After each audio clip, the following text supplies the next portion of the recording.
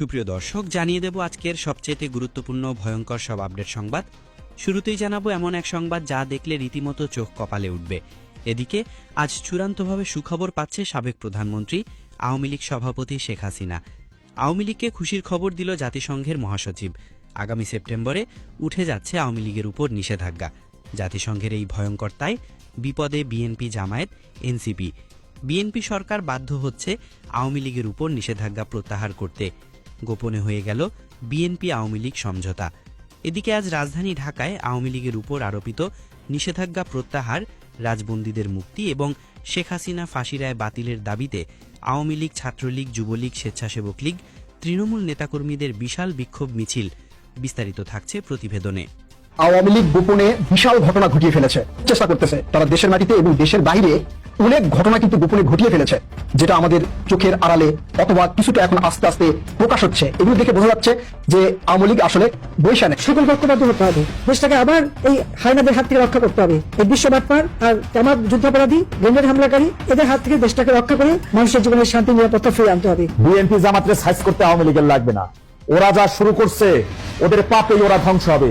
আল্লাহর পক্ষ থেকে ওদের উপর এমন এক ভয়ঙ্কর গজব নাজিল হবে যে গজবে ধ্বংস হয়ে যাবে ওদের ক্ষমতার মসনদ। এটা হাজার হাজার পুলিশই না, এত শত শত এনসিপি নেতা কর্মী আইনা আপনারা শেখ মুজিবুর রহমান শোক দিবস যাতে পালন না করতে পারে, ধানমন্ডির আশেপাশে যাতে কোনো আওয়ামী লীগ দিতে না পারে, সেজন্য কত ট্রাই মারছেন আপনারা, কিন্তু চিন্তা করে দেখেন যে আল্লাহর ইচ্ছা যথেষ্ট সাকসেসফুল ভাবে পালিত হয়েছে। খেলা জমে গেছে যখন বিএনপির প্রত্যেকটা নেতাকর্মী শীর্ষ পর্যায়ের বঙ্গবন্ধু কন্যা শেখ হাসিনাকে হাসিনা বলে সম্বোধন করতো। খুনি হাসিনা, ফেসিস্ট হাসিনা, স্বৈরাচার হাসিনা বলতো না, কিন্তু হঠাৎ করে তাদের স্বর পাল্টে গেছে। সাবেক প্রধানমন্ত্রী বলে আখ্যা দিচ্ছে। জামায়াত ইসলামের শীর্ষ পর্যায়ের নেতা শফিকুর রহমান, আমির মিয়া, গোলাম পারওয়ার, আবু তাহের, এছাড়াও মহানগর জামায়াতের যেগুলো আছে এদের প্রত্যেকের নারী কেলেঙ্কারির ভিডিও ডিজিএফআই হাতে আছে। ধরে ধরে বাংলাদেশের স্বরাষ্ট্রমন্ত্রী, আইনমন্ত্রী এবং অনেকের উপরে নিষেধাজ্ঞা আসবে। বাংলাদেশ সশস্ত্র বাহিনী তারা জাতিসংঘ শান্তি মিশন রক্ষা মিশনে দায়িত্বরত ওনাকে ফেরত পাঠিয়ে শেখ হাসিনা নিজের ইচ্ছে ফিরে যাবেন, আর তার ফেরার জন্য প্রয়োজনীয় কাগজপত্র যেমন পাসপোর্ট বা ট্রাভেল ডকুমেন্ট বাংলাদেশ সরকারকে দিতে হবে। শেখ হাসিনা দেশে ফেরার পর তার নিরাপত্তার ইস্যুটি নিয়ে ইউরোপীয় ইউনিয়নের কয়েকটি দেশ মধ্যস্থতা করছে।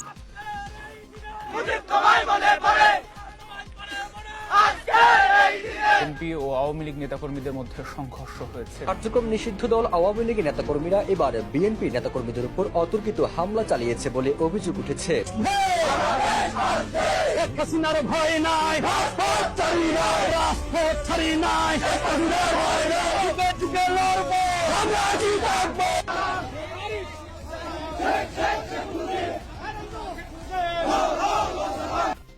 দণ্ডিত শেখ হাসিনাকে বাংলাদেশে ফেরত পাঠানোর চূড়ান্ত সিদ্ধান্ত নেবেন ভারতের আদালত। ভারত সরকারের এক শীর্ষ কর্মকর্তার বরাতে এই খবর প্রকাশ করেছে দেশটির গণমাধ্যম ইন্ডিয়ান